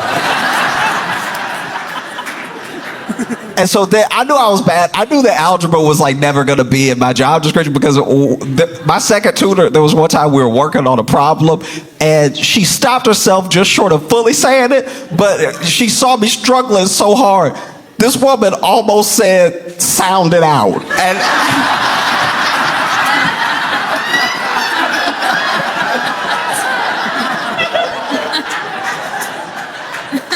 And she stopped herself, but you could tell, like, beneath the surface, there was this thing of like, I don't even know how to help right now. And don't get me wrong, I'm not judging. I hate when people look at the efforts of like elite athletes as if they're not all incredible. The Kansas City Chiefs are good. They were just bad that day against the Eagles. I throw a football like I just got an arm. So I'm not going to be over here judging too harshly, right? It's just the way that they fought so hard. Oh no, they can pull it out. Trust me, they can do it. You know? And then my friend shared a theory with me. This was crazy. This dude told me, I was talking to my buddy David, and David said, because I told him the thing I just told you, right? I was like, I've never seen a game like that where they've tried to make it seem so even the whole time, even though the numbers were on the screen. And my buddy David said that Tom Brady was one of the ones really pushing that narrative. And he thinks that it was because Tom Brady is jaded from the fact that off of this potential three-peat, people are already calling Patrick Mahomes like a GOAT, like putting him in that conversation. And so they're like, they're basically lifting up Patrick Mahomes very quickly and very young, very like, you could even maybe say a little early in his career for the GOAT conversation. And then Tom Brady, who's obsessed with the game and gave so much of his life to it, sees that and feels some type of way. And so he was basically telling me that every time they did that, that was actually just Tom Brady digging in. And I watched some of it again, and I think he might be right. Because it was coming off hella sassy when you watch it back with that context. Like when you see Tom Brady commentating on the game, he's like, yeah, Mahomes. I mean, you never know with these Kansas City Chiefs and how good Mahomes is. Maybe he can come back from 30 points. I mean, maybe he's just that good. We don't know, right? A lot of people are calling him the GOAT. I mean, not today, but a lot of people are calling him the GOAT. So maybe he could do it. Interesting strategy, getting sacked again. I've never seen anything, but this Patrick, he's good. He's very good. He's probably used this as a strategy to lose by so many points in the first half that he really comes back in the second half. Because he can, because he's Patrick Mahomes. You know, back when I was playing, I tried to not get sacked, but I guess if I had been sacked more and then won after that, people would be more impressed, but it's...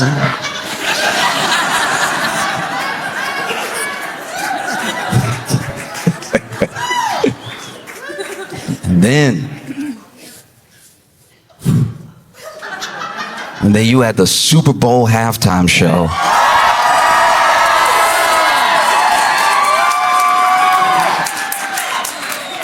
By Kendrick Lamar. This was crazy because, okay, everyone has their opinions about it, right? But I know when I was watching it and it started, and I saw Samuel L. Jackson. I saw Samuel Jackson, camera goes over to Samuel Jackson. He's like, it's your uncle, Sam. And I was like, oh, we hadn't already started. That was dope. That was dope to have Samuel Jackson as Uncle Sam was dope. Because one thing is obviously the little like wink wink cute thing, right? But one thing that Kendrick is incredible at doing, something I haven't seen people really be able to do, whether it's through music or imagery, is layers to a story. And there's multiple layers to everything that happened, right? Samuel Jackson is playing Uncle Sam in Body of America, welcoming us to the Great American Game. The Great American Game is in the game of Kendrick's life that's about to play out, right? That's why we see the PlayStation controller on the football field, the game as in football, and the game as in the thing that we're all in, the thing that we all play. Whether you feel like you're playing it or not, you're a part of it. You know? And one thing you have to watch out, because Kendrick leaves these Easter eggs and stuff like that, you also can read so deep into it, you go off on a deep end where if you were able to talk to Kendrick, he would be like, nah. The internet is full of them. The internet is full of like, yeah, so then he had these dancers come out in red, white, and blue because Drake, because he beat Drake blue, and then you gonna see red because we beat him so much that the red comes out and Drake is white. Like, I think that's a very misguided take. But you can get there. It's very easy to get there. You start searching, hunting, trying to read into every little thing. And if you're not careful, yeah, you go off on some deep end. That's not what anybody intended, you know? And this dude says it because that's the other thing. He sets you up with some pretty fire lines that make you start digging. He specifically says, you wouldn't get the picture if I sat you for hours in front of the Louvre. So now even I'm digging. I'm like, oh, okay, yeah, the Louvre. All right. Drake is Canadian, French Canadian, the Louvre.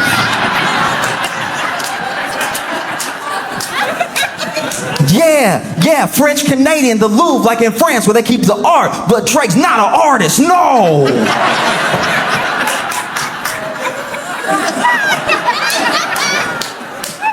No, that might not be it. That might be, that was dumb, my bad. And so he does the snippet, some people are calling it bodies, and then he does Squabble Up, and out of nowhere, after Squabble Up, Samuel Jackson comes out again, no, too loud, too reckless, too ghetto. One of the things that if you've been black in America at any point you've heard about yourself, whether you overheard it from people talking behind your back or it was told to your face, too loud, too reckless, too ghetto, there's something wrong with you just being yourself. And it's delivered by Uncle Sam. All right? I don't know, when I go to like a new place, one time my friend was asking me, because I travel so much, he's like, how do you know how racist a place is when you go there? You know, don't you think about it? I was like, yeah, I think about it. You know, if you're black and you travel America, you think about it a little bit. And I was like, you know, this is the way that I know. I'll just go to like a West Elm or a Patagonia or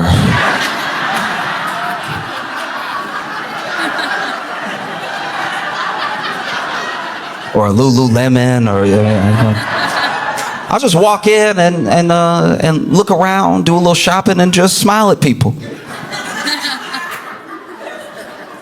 And however long it takes them to smile back is probably how much danger I'm in.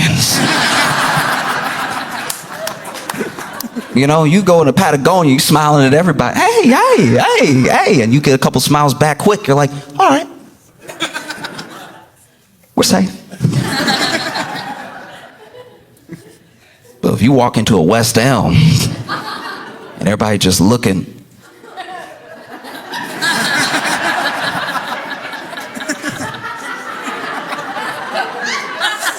looking at each other too.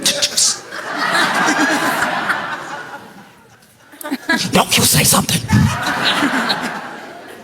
Somebody finally approaches. They're like,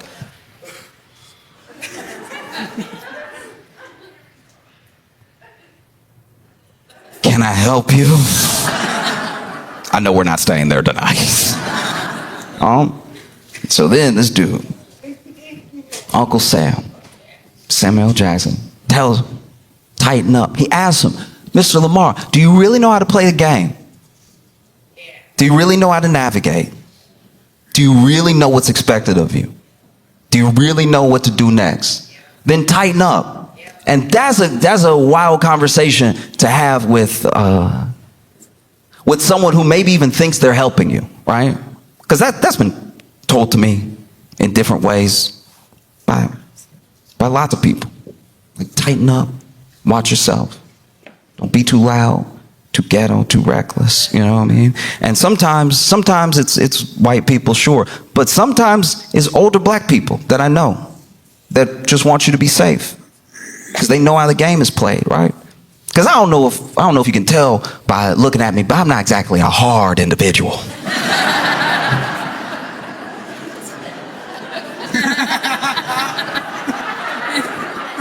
Do you know what I mean? Like, I'm not.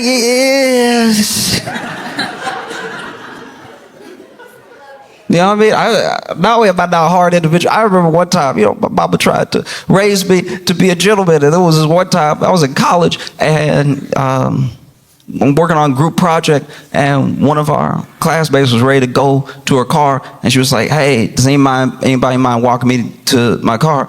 And I was like, yeah. And then she was like, does anybody mind walking us to my car?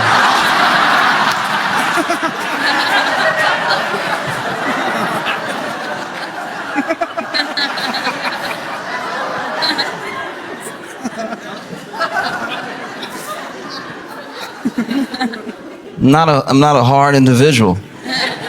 I'm smiling at everybody. Literally, I use the smile test. That's how I know if a place is safe or not. I smile. I make myself open, right? I show I'm no threat. And I even got in trouble with my friends one time because we were walking down the street in Chicago, and made eye contact with this cop, and he was like mourning, just a little passing mourning. And then I didn't realize it came out like this, but apparently I was like, officer.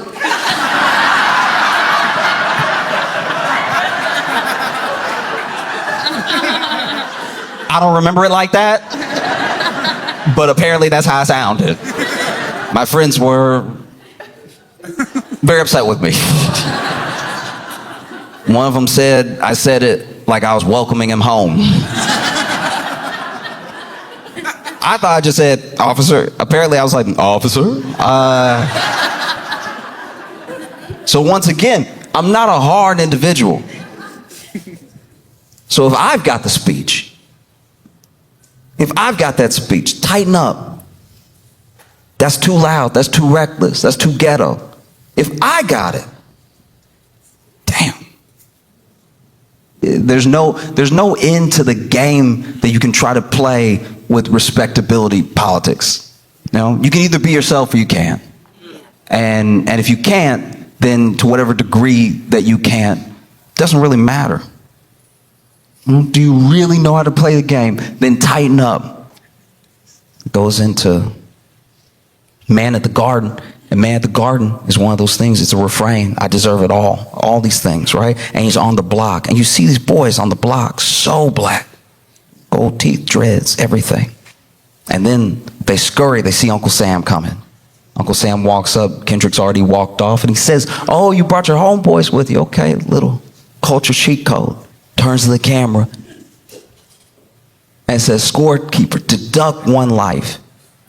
And some people didn't hear it. Apparently the mixing wasn't great for everybody. So there were some people whose review of Super Bowl halftime was pretty bad, and some people thought they were just being haters. But no, genuinely, depending on where you watched, it depended on the mix that you heard. So there were little things that Kendrick said that either went over people's heads, they didn't quite hear, music was too loud, too soft, whatever. I was watching the Super Bowl halftime on Tubi. And Tubi did incredible. Tubi knocked it out of the park. I was like, man, Tubi was like, this is our chance. We cannot mess this up. A lot of people don't know we exist. And we're literally free. We have to knock this out of the park. And they did, because I heard everything. I saw Samuel Jackson turn, scorekeeper, deduct 1 life, and that thing hit me hard because that is what happens. That is part of the game. You should know that. That's one of the reasons that it's sometimes scary to stand up, it's scary to be different, because whenever you build community, they usually deduct 1 life. Whenever you make a movement, They deduct one life. And there are plenty of examples of it happening with black people and black culture, but it is everybody, just so you know. No matter who you are, no matter what you look like, no matter when you came to this country, try to start a union.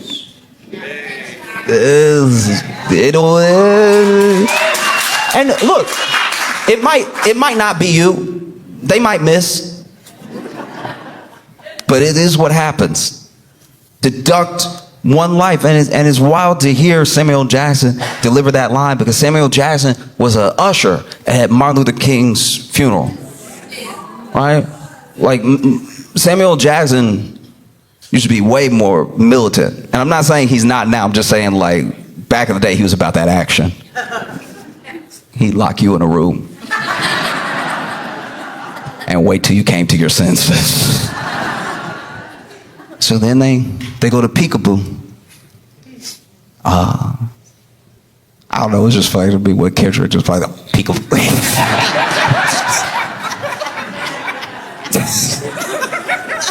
Nah, I had to laugh. People have so many theories about Peekaboo, about him using Luther and all the stars, SZA coming out, being on the triangle. Like, once again, I'm not acting like I caught every single thing, but I know that when Samuel Jackson pops up again and he says, "Yes, see, that's what we want. That's what we want. That's what America wants. Nice, calm. You're almost there. Don't mess this up."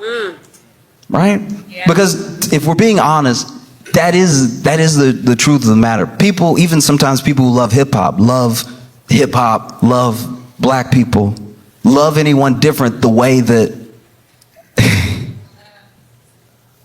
people love those tigers they take pictures with.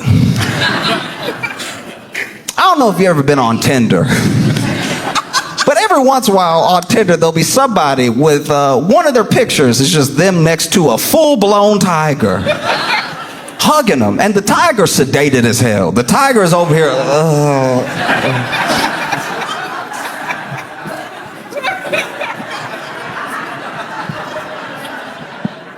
And they're over there hugging its neck like they're in the Jungle Book.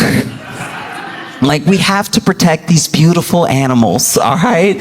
We have to preserve their way of life. Oh, shoot him again. Shoot him again in with the dart. He looked like he was opening his eyes for a second. So sweet, so gentle. Deep down, they're just gentle creatures. Shoot him again. He moved. That leg. I don't like what that leg doing. Looked like he gonna get up. And that is how people sometimes, prefer their hip hop, prefer their protests. Why can't you just do it sedated? Why can't you just tone it down a notch, right? And then he plays Not Like Us.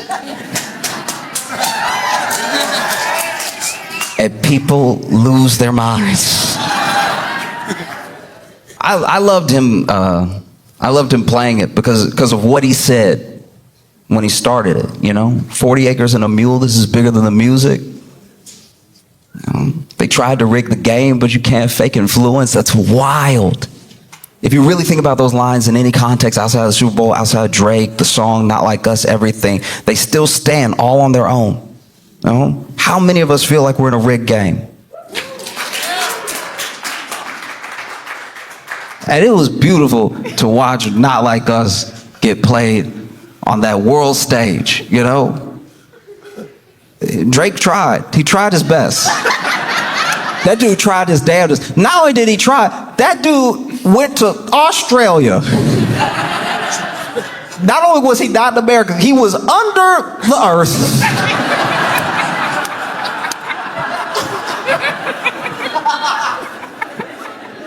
This man went under earth to do, to his credit, I'm not acting like he's not a big artist. I'm not acting like he doesn't have an album dropping this weekend. I'm saying, like, this dude went under the earth to do an arena show just to make sure at least these people aren't watching the Super Bowl.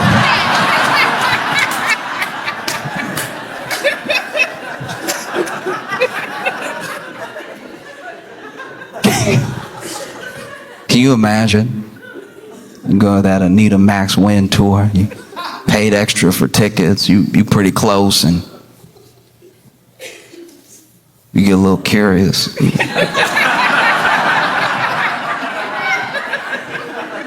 Drake on stage. What is that? What is that? Get him out of here.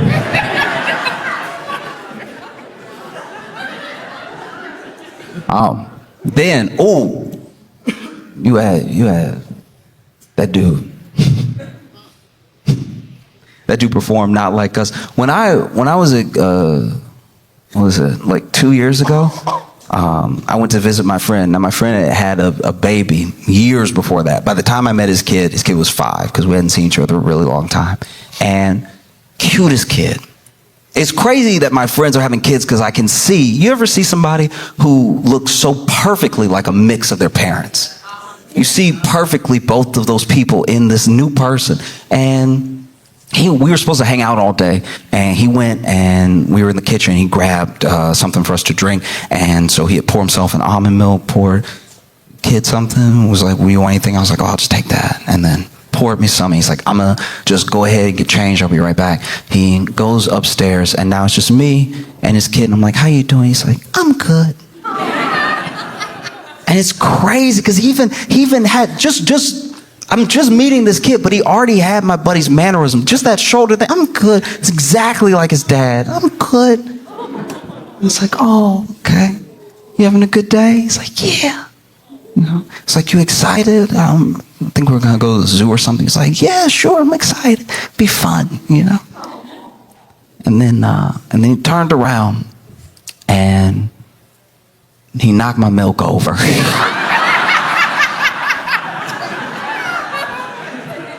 And this kid had been so sweet up until this point. I was sure it was an accident, right? Until he turned to me and he was like, "I spilled your milk."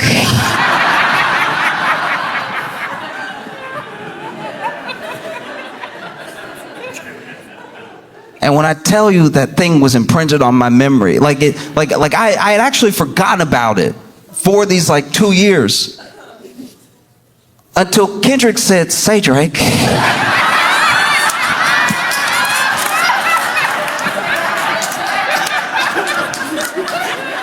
Kendrick Lamar has an incredible smile, but he always seems to use it for dastardly deeds.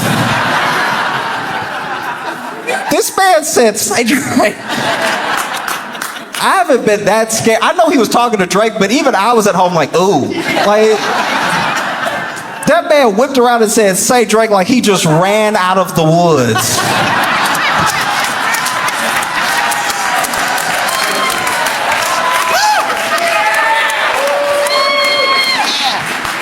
Oh, that was crazy. That was insane. "Say, Drake." And then you see a glimpse of Serena.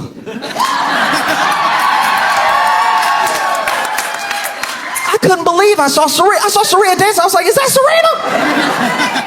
And Kendrick and Dave Free must have known we wouldn't believe it was Serena, because then they showed her again. I was like, "What? That is Serena!" That's Serena over there crip walking. Which, if you pay attention to the layers, you pay attention to the storytelling, one of the most beautiful things about Serena being on stage, crip walking, dancing, right, is not just as a sort of FU to Drake, right? Because it is. Because her and Drake, you know.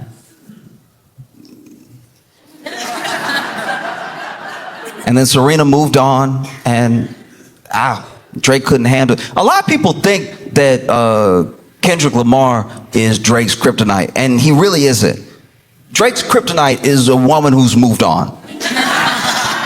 Do you know what I mean? Like, there's nothing that Drake hates more than a woman minding her business.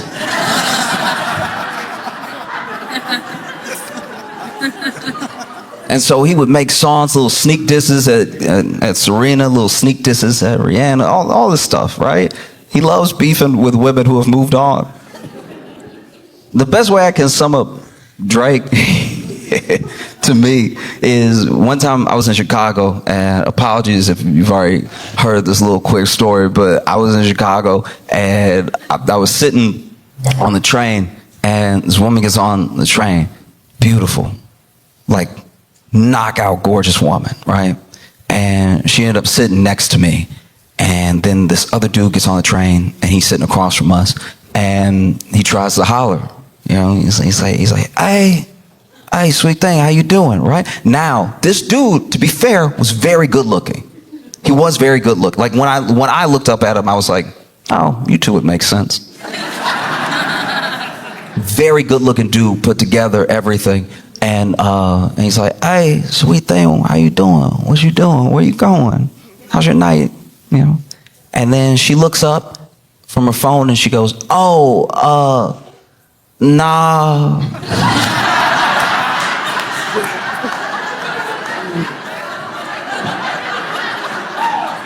And I hated that I was sitting next to her because I had to turn all the way around.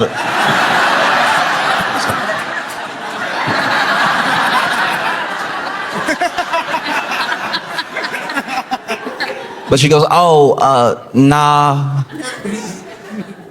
And he just sits there. Sits there for like, maybe 40 seconds. And then train doors open. And he looks at her and he's like, you can't hurt me. And then he got off the train.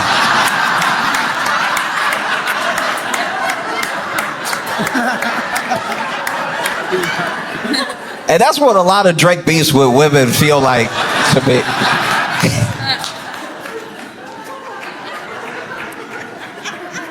Because the layers of Serena Dance is not just like this FU to Drake. Is one, also, we're playing the game, right? We're all part of the game. And it's a black woman having a good time. It was also pre-revolutionary. You know? If you follow Serena, if you follow tennis, you'll know that when she did the same dance at Wimbledon, they came for her hard. They said it was too loud, too reckless, too ghetto. And now she's doing it in front of the world. In front of the world with nothing but joy and people cheering her on, right? Giving us full circle moments. I thought that was so dope. You know? I even tried to do it. I hurt myself. I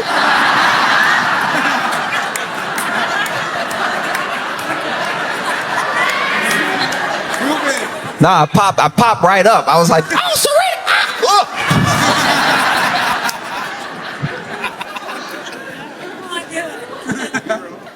And I think that one of the most revolutionary things you can do is just have joy. Just have a good time. I watch so many people just having fun. I watch people watch it and have fun. That warmed my, just to see so many people having a good time. I know it wasn't for everybody. I know there were some people that thought it was boring, they didn't like it or whatever. And he said ahead of time, you wouldn't get the picture if I sat you for hours in front of the Louvre. So it may not be for you, and that's okay. But I watched so many people have such a good time. It was dope, you know?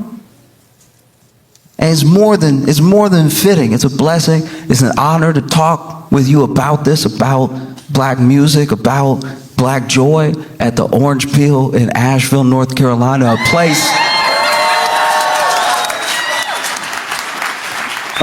that in the 60s and 70s had incredible black acts, you know, was sometimes one of the few places that they could get booked, where black-owned radio stations had DJs do party nights. Like, it was great to be here, and I appreciate you having me, you know?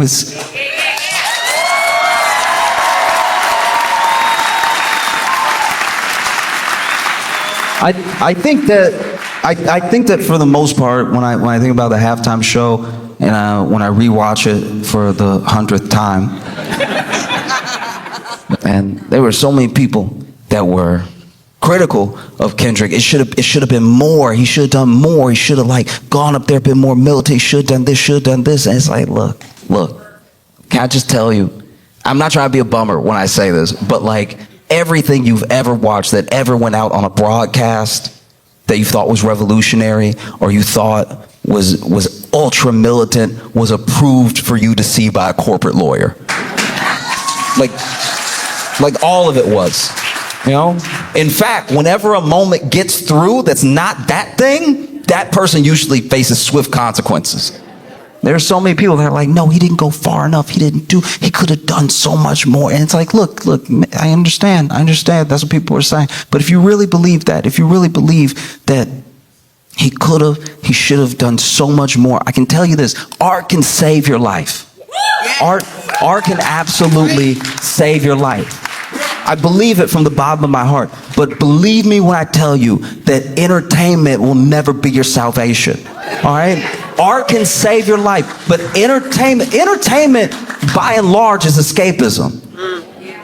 And no one has ever escaped their chains by forgetting they were there. So you cannot, when I tell you, you will not be saved through entertainment alone.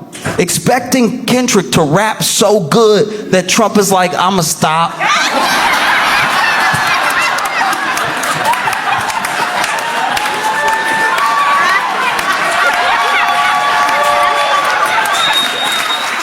Like, be serious.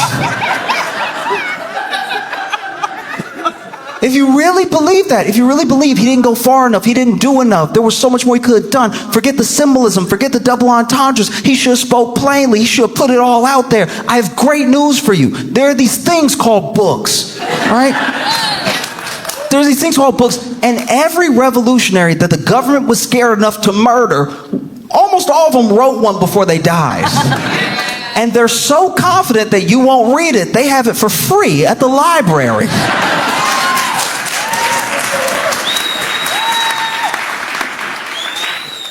I'm just genuinely, I don't know what to say sometimes when people are like, why didn't he do this? It's like, I don't know, man. I'm not in his head. You know, he's great. You can't expect him to save you. He did an entire album where he said he wasn't our savior. The whole album where he was like, yeah, but I rap. I think it was incredible. I think it was a phenomenal show, especially in a year and a time where there are people that would have Black history disappear. You know, there are people that would have us forget. And I think the only way to stop Black history from going away is to make more of it all the time. Make new history all the time, new moments, you know? Because so many people were like, man, it was so boring, I didn't get it. And it's like, it's the most watched thing right under the moon landing, but I'm sure that was hate watching. You're right. I think that whatever you take away from the performance, if it's art that touched you, that made you feel something, that's good. That's all you can hope for. But if you want like a revolution, if you want change, you're probably gonna have to go outside and get some or make some. That, like, if you want, like, because then, you know, he plays Not Like Us and then we all scream mustard. DJ Mustard comes out, they're dancing. And one thing I really loved about the performance, genuinely from the bottom of my heart, is that almost always what people will do, the Super Bowl thing to do is go out there and play your hits. Make a medley that reminds us why we love you, right? And this dude, he did some of his hits, but he mostly did this GNX album. He even says it when they start playing TV Off. This is GNX. We came here from Compton, California to party with y'all. Master. No. Then the Super Bowl halftime show ends after he hits that TV Off, game over, cold stuff. And then they come back. Tom Brady's like, well, let's see if Patrick Mahomes can like really bring it home. Like, he's so good. I've heard he's great. I've heard he's fantastic. So I'm sure he can come back from this 2,000 point deficit.